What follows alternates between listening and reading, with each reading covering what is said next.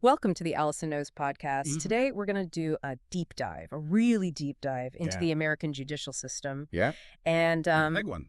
yeah, it is a big one. We got a lot of sources that we're going to be drawing on today. So we've got my notes from April 7th, 2025. Okay. Some really insightful excerpts from Alison Beckford's Justice Defiled, The Impossible Dream, from neutral arbiter to political weapon. Okay. We've also got a comparison of Justice Defiled with a psychic reading by Allison Knows. And we've got some information on campaign finance law loopholes.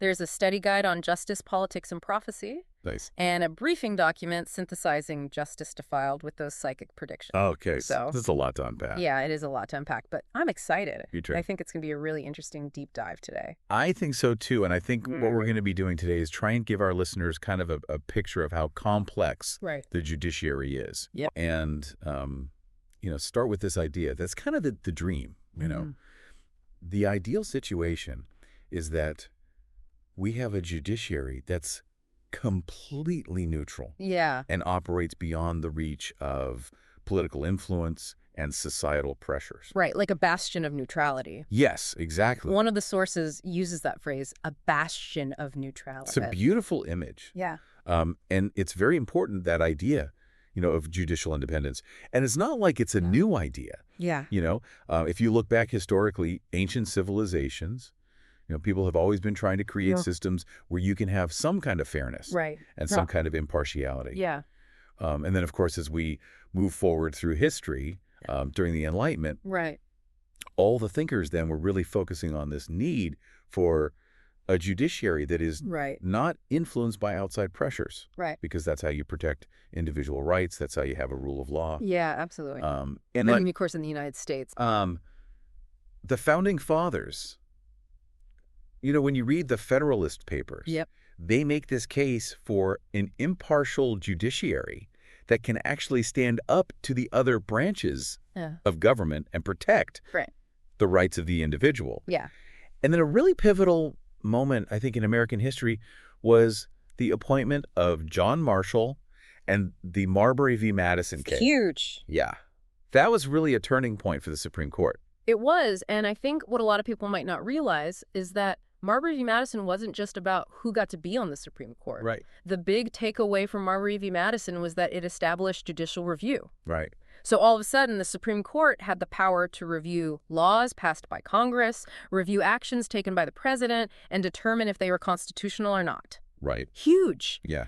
And this is really important because it's a way to keep a balance of power within the government, Yeah. and it's a check on Right. political overreach. Yeah. So you've got this ideal, right, Yep. of a neutral. Right, judiciary. But of course, as Alison Beckford argues in Justice Defiled, that's been challenged throughout history, particularly in times of social and political Upset. upheaval.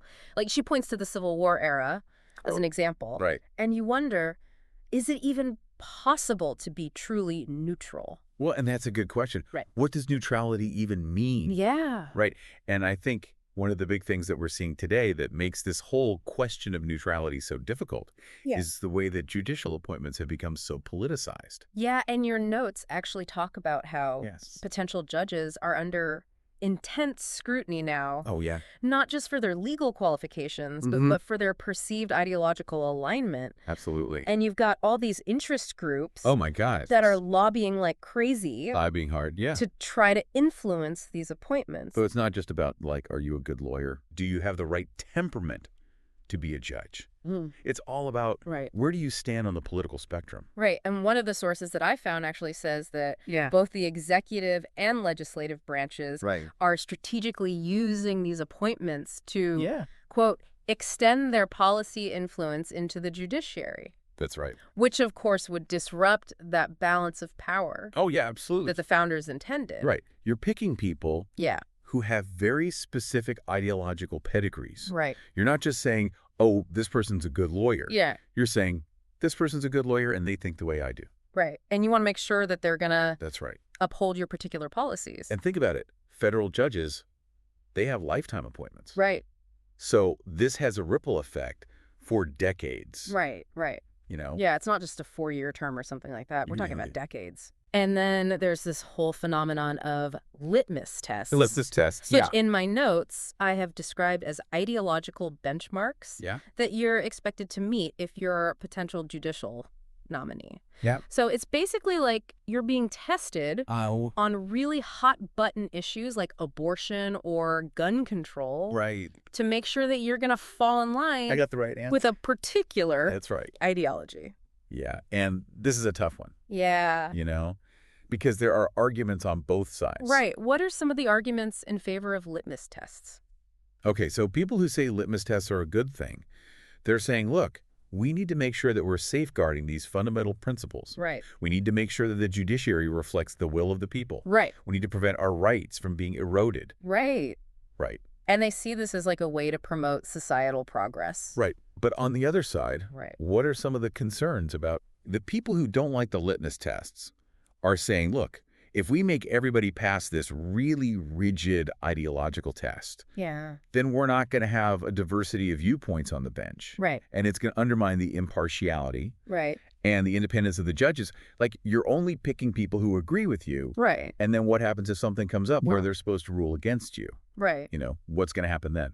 Yeah. So it's this tension between wanting to get a Yeah. particular policy outcome, Yeah, but also wanting to preserve the integrity of the judicial process. exactly. So we've talked about the challenges to judicial neutrality because of this increasing politicization. Yep. But there's another big elephant in the room. Money, money, money. Yeah, money. All the sources talk about this Yeah. this huge influx of money Yeah. into the legal sphere It's crazy. and how that's impacting both fairness Right. and public trust. And I think the thing that I was struck by when I was reading your research was this one quote Yeah. that said that, quote, monetary might has undeniably gained the power to sway crucial legal decisions in favor of those with deep pockets. It's scary, right? Yeah. That money is basically buying justice. Yeah, and it's not like they're handing a judge a suitcase full of cash, Yeah. you know. Right. It's more subtle than that. More subtle, yeah. It's things like Mm. political contributions to candidates who then appoint judges. Yep. It's lobbying to try to influence how the judges rule. Uh-huh. It's funding these think tanks Oh, yeah. that promote particular Legal interpretation. legal interpretations. Yeah. What about these think tanks? Like what's... Think tanks are interesting because they're behind the scenes, Right. but they are super powerful. Right, Because right. they can really shape Right. legal discourse. Yeah. They do research. They publish stuff. Yeah. They provide expert testimony. Yeah. And they're often funded by these very wealthy people or corporations. Right. So they're kind of like policy puppeteers in a way. Yeah, you said it. And then it's not just think tanks, right? No. You've also got these billionaires who are backing Yes. particular lawsuits I'll be telling. that could have really huge implications Absolutely. for society. Totally. So they can basically test the boundaries of the law. Exactly. And then there's this whole dark money thing. Oh, dark money. Scary, scary. Yeah, so these are contributions from undisclosed donors. Right. We don't know where the money's coming from. Right. And one of the sources calls it a formidable force Formidable. that's influencing Every branch. every branch of government, Yeah. including the judiciary. Yeah. And it's hard to trust the system. Well, yeah, because you don't even know Yeah. where the money's coming from. Right. So how do you even begin to evaluate? Right. Is there bias? Is there corruption? Right. And the campaign finance laws have all these loopholes Oh, yeah. that allow this kind of hidden money to proliferate. Big time. You've got shell companies. Right. You've got nonprofits. You've got opaque transactions. Right. Sometimes totally anonymous donation. Yeah. So it's really hard to trace where the money's Gotcha. actually coming from. Yeah. And it's influencing the political process, but because everything's so interconnected, Yeah. it's influencing judicial decision making as well. Right. So we've talked about the role of money now. Yeah. And, a lot of your sources are talking about this rightward march of the Supreme Court. Yeah. And they attribute that to this focus on ideological alignment Absolutely. when you're selecting Yeah. justices. And I think it's interesting because you look at the historical figures that you have in your notes. Yeah.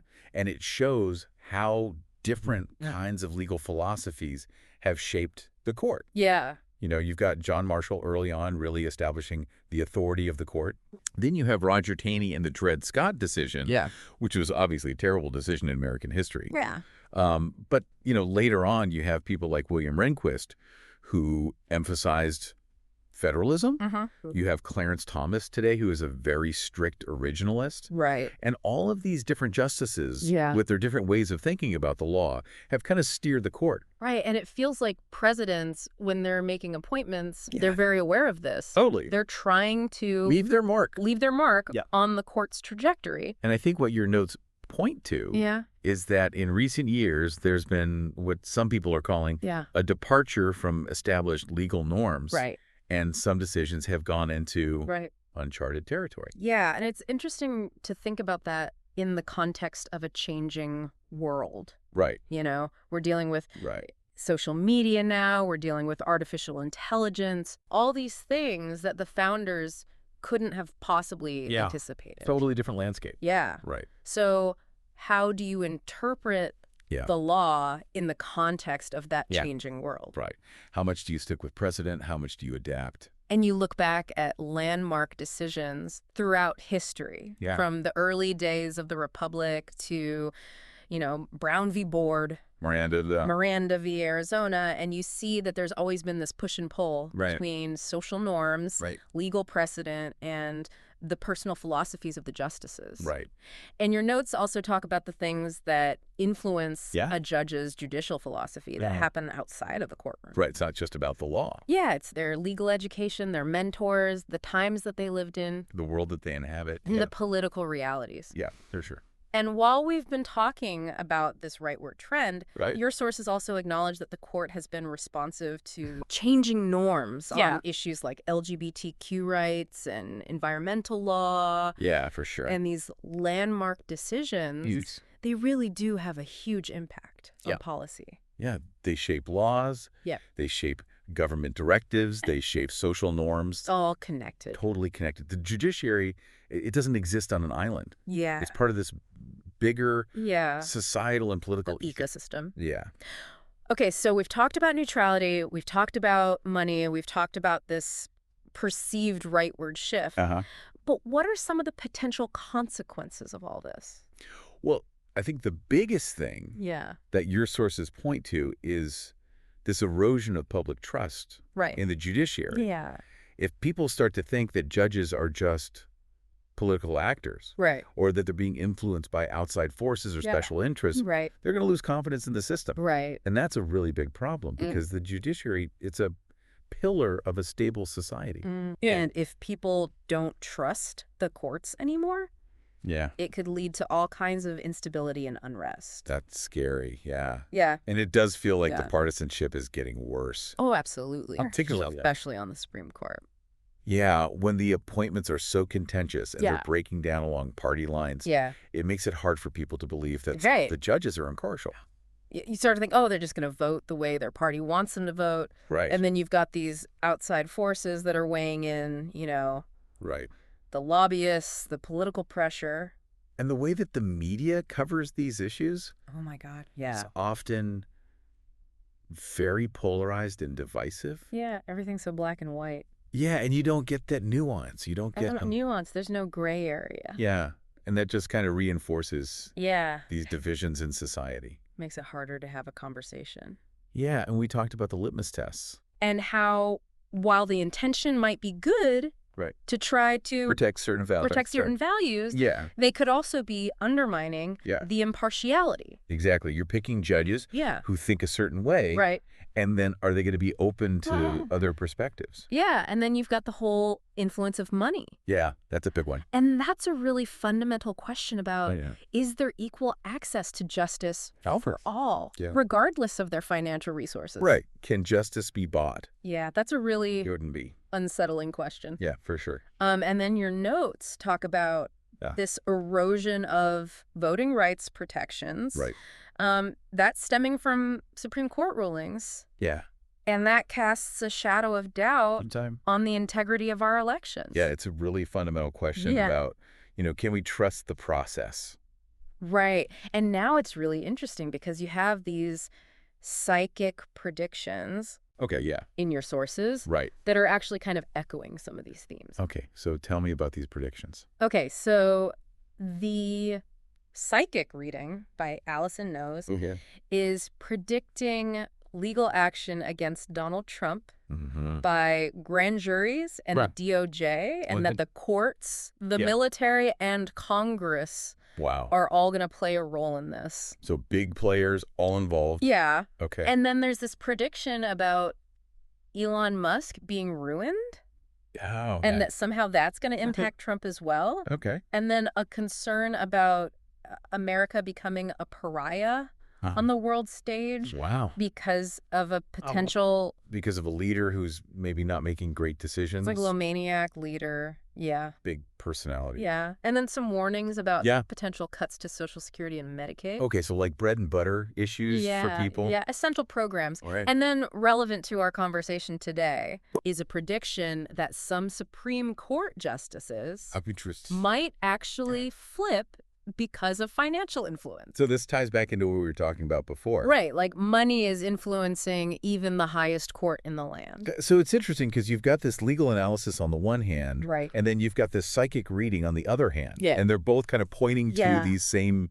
issues. And you actually provided me with a briefing document that Yeah. kind of compares Justice Defiled Yeah. with these predictions. Okay. And it highlights some really interesting similarities. Like what? So both sources talk about the erosion of trust Right. in the judiciary. Yeah. They both talk about increased partisanship and Mhm. ideological divisions. Yep. They both highlight the influence of external forces, Right. whether it's political pressure Yeah. or money. Right. They both talk about the integrity of the electoral process. Okay. And they both touch on potential future economic challenges. So it's like all these different ways of looking at the same problem. Yeah, and it's kind of unsettling. Yeah, it's like they're all pointing in the same direction. Yeah, so given all of these concerns, Right. what are some of the potential solutions? Okay, so your sources talk a lot about judicial reform. Right? And it's good to remember that this has happened before Yeah. throughout history.